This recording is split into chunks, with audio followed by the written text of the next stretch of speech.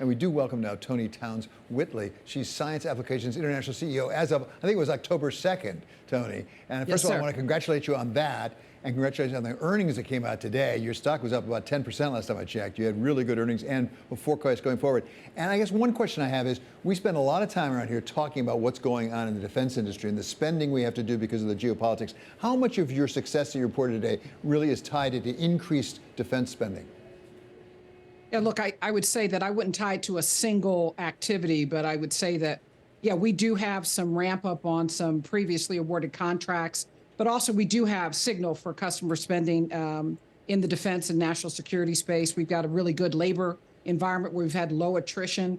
There's a tailwind across the industry of which we are a part of, but I'm super proud of the triple beat and, quite frankly, 11 quarters of beat that this company has logged over time. So the tide may be rising for all the boats, but how do you distinguish your boat from the other boats in that environment? It's a great question. So when you think about SAIC, for over 50 years, they've been leveraging science, engineering, computer science, technology for the mission, if you will, national security mission, whether that be on the defense and the intel community and some of our civilian agencies. In effect, what we do is integrate the most emerging technologies into a very complex mission real-time operation.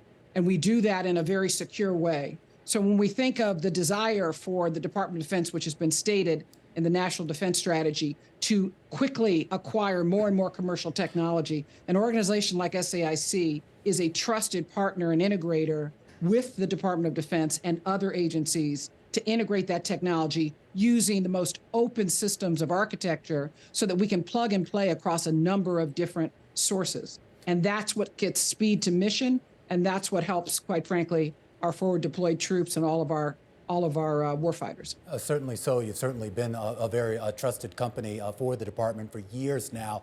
I am curious about your trust, though, in the process. We know there's been a lot of disruptions in the procurement process, both for the Defense Department as well as with other agencies here.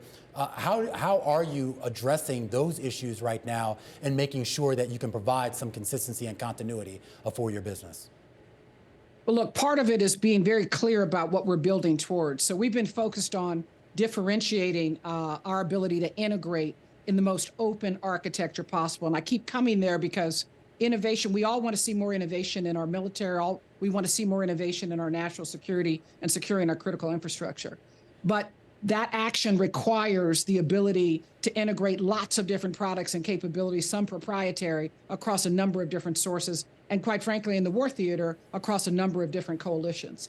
That is the sort of digital engineering, cloud capability, data science, artificial intelligence that we've been focused on. We feel good about our ability to integrate. We've heard from our customers that's sort of sending that buy signal to us of how we focus on the mission, leverage right there at the edge of that mission, and bring in technology from every source. You're in a space where a couple decades ago, even a decade ago, this was primarily a space that was dominated by, I guess, dedicated defense contractors, if you will. But as I'm sure you know, you have a lot of big software companies like Microsoft, even companies like Amazon that have now tried to come into this space with relatively varying degrees of success. I'm wondering what your approach is to that sort of new set of competitors that maybe doesn't have the same constraints that a pure play defense contractor would have.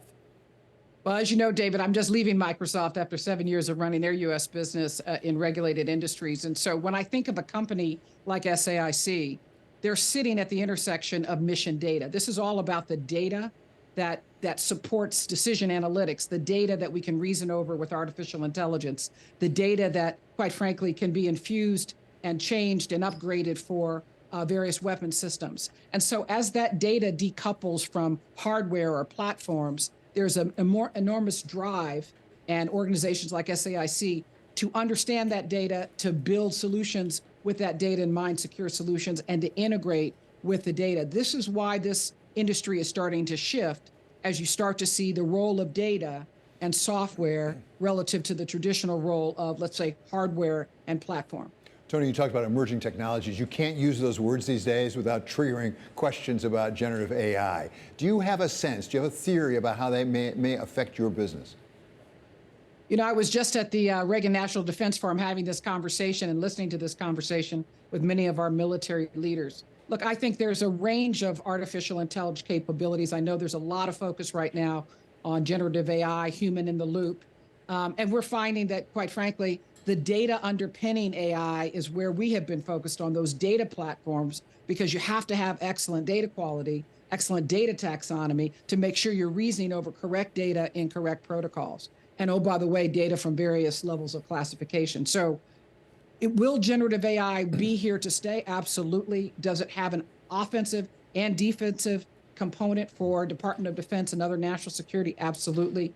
It's SAIC's role to make sure that what's happening at the state of the art of generative AI can quickly and securely be integrated into these critical real-time mission operations. That's what we're good at, and that's where we stay. Toni, one last one, and I fear that it requires a longer discussion. I hope you'll come back and have it. But just to start the discussion, I think of areas like technology, where there's a right and a wrong answer, as perhaps a way to avoid some of the problems we've had diversity in the past. Is that true, in fact? Because typically you'd think when it's a matter of math, when it's a matter of science, it shouldn't matter what color you are, what gender you are. Well, look, when I think about it in terms of the ability, I see technology possibly being the great democratizer in terms of talent.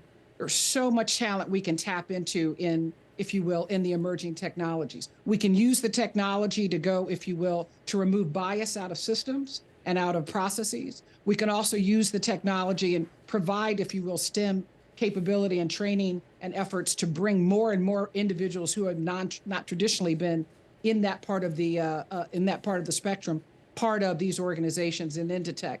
I think tech can be sort of the new currency, and it can drive us to a much more diverse outcome. In fact, our mission statement says diverse tech with diverse talent, and that's what we'll stand on.